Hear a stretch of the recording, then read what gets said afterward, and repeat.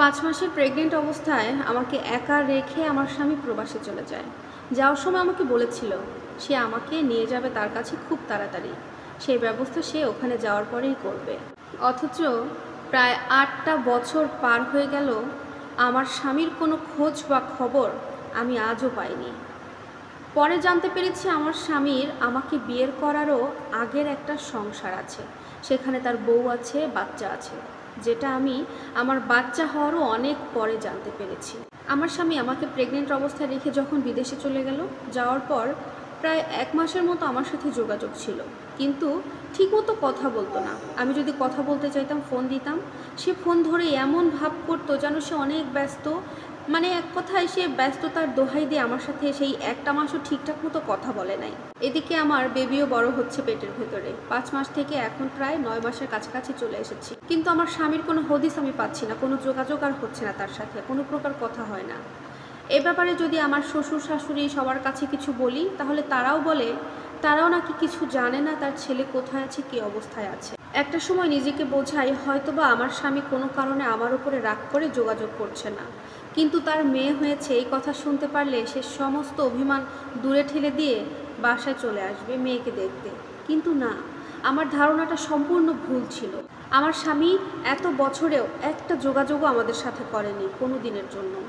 আমার মেয়ের বড় হওয়া, আধো আধো কথা বলতে শেখা, হাঁটতে শেখা, মা বাবা বলে ডাকতে শেখা, সমস্ত কিছু আমি একা একা উপভোগ করতে থাকি আর অপেক্ষা করতে থাকি কবে আমার মেয়ের বাবা আসবে। এর মধ্যে আবার আমার শাশুড়ি অনেকবার চেষ্টা করেছে এই বাড়ি থেকে আমাকে বের করে দেওয়ার জন্য, আমাকে ভুল প্রমাণিত করার জন্য, কিন্তু আল্লাহর অশেষ রহমতে সেটা আমার শাশুড়ি করে উঠতে পারেনি। এদিকে আমার মেয়েটা অনেক বড় হয়ে যাচ্ছে, প্রায় স্কুলে যাওয়ার মতো হয়ে গেছে। আমার মেয়ে বড় হয়ে গেছে, আমি এভাবে এতদিন চলছি, আমাদের তো একটা খরচ আছে। আমার স্বামী তো আমার কোনো যোগাযোগ নাই, আমার সাথে কোনো প্রকার কোনো খরচ টরচ কিছুই দেয় না, কিন্তু আমরা কিভাবে চলবো?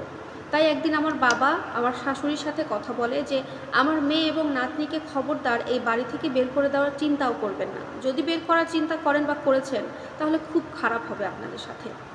আমার মেয়ের যাবতীয় খরচ, আমার নাতনির যাবতীয় খরচ আমি বহন করব যতদিন না আমার মেয়ের স্বামী আসছে, এমনটা বলে আমার বাবা সেখান থেকে চলে যায়। আর এভাবেই আমাদের কিছুটা দিন চলতে থাকে। এরপরে আমার মেয়েকেও আস্তে ধীরে আমি স্কুলে ভর্তি করে দিলাম, আর দেখতে দেখতে এভাবেই 8টা বছর চলে গেল। এই 8টা বছরে আমার সাথে যে কত কিছু হয়েছে, কত যে কান্না করেছি, কত কষ্ট পেয়েছি, অবহেলিত হয়েছি, সেটা এখন শুধু গল্প মাত্র। এই 8টা বছরে আমার স্বামীর কোনো যোগাযোগ আমি করতে পারিনি। এর মধ্যে হঠাৎ করে একদিন শুনতে পেলাম আমার স্বামী দেশে ফিরছে।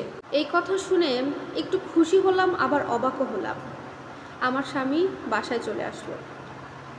সে বাসায় আসার পরে আমি জানতে পারলাম আমার স্বামীর আরও একটা বিয়ে আছে, স্ত্রী আছে, এবং সেই স্ত্রীকে নিয়ে সে বিদেশে সেটেল। সমস্ত কিছু তাদের বিদেশে, বাড়ি থেকে শুরু করে গাড়ি, আসবাবপত্র, এক কথায় বিদেশে তাদের সংসার জীবন চলছে অনেক আনন্দের সাথে। যে মুহূর্তে আমি এই কথাগুলো জানতে পারলাম, মনে হলো আমার পায়ের নিচতলা থেকে মাটি সরে গেল। আমি শুধু আমার ছোট্ট মেয়েটার দিকে নির্বিকারে তাকিয়েছিলাম কিছু সময়।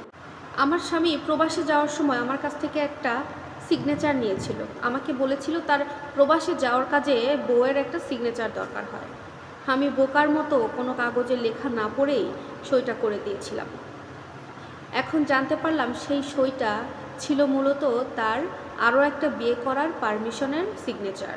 আর এই কাজটার কথা আমার শ্বশুরবাড়ির সবাই জানতো, একমাত্র আমি ছাড়া। এত কিছু জানার পরে ওই লোকের সাথে আমার আর সংসার করার মন মানসিকতা কিছুই ছিল না।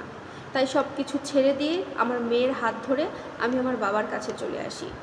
এবং এভাবে আসাতে আমার স্বামী আমাকে বলেছে আমি নাকি খুব অভদ্র, আমি খুব জেদি, এবং আমি খুব নষ্ট একটা মেয়ে, যে কারণে আমাকে তার আর সংসারে রাখার কোনো ইচ্ছা নাই।